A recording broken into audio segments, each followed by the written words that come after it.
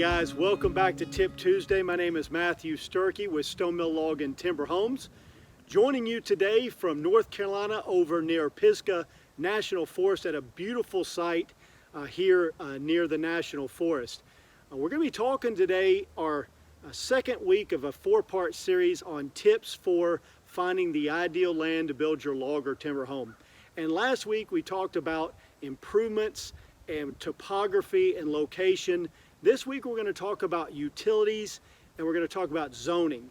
Two additional items that are really important in finding that ideal property. When it comes to improvements and utilities, be thinking about what cost you're going to have in making those improvements and getting those utilities into the site. If you've got a large piece of property like I'm sitting at here, and you've got to bring power in from the main road, and you've got to bring water in, and you've got to bring sewer in, or if you're going to be doing a septic system and you're going to be doing a well and you're going to be bringing a driveway in, you might want to do some due diligence before you close on the property to make sure you know what those costs are going to be.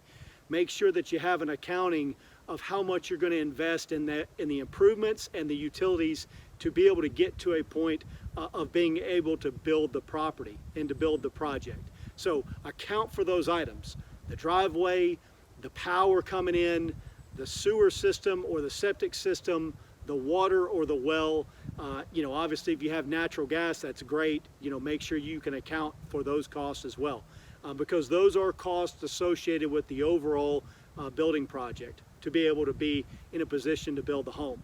The second thing is, when you talk about zoning, you want to make sure that you know what the property is zoned for. Are you building a primary residence? Is it zoned residential? If you're building a rental property that's doing short-term rentals, make sure that you're zoned in an area that allows for short-term rentals, because I've seen clients that have invested in properties that weren't zoned for that, and they were wanting to do a VRBO, which is really big now, or they're wanting to do a short-term rental and it's not zoned for that. So make sure you determine what the zoning is. If it's for commercial use, make sure it's zoned accordingly.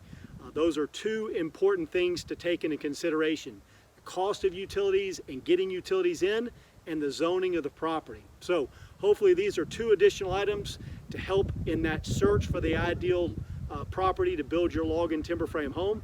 Hopefully this has been helpful this week. Join us next week as we continue on in our four-part series on tips for finding the ideal land.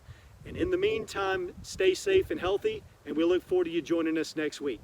Take care.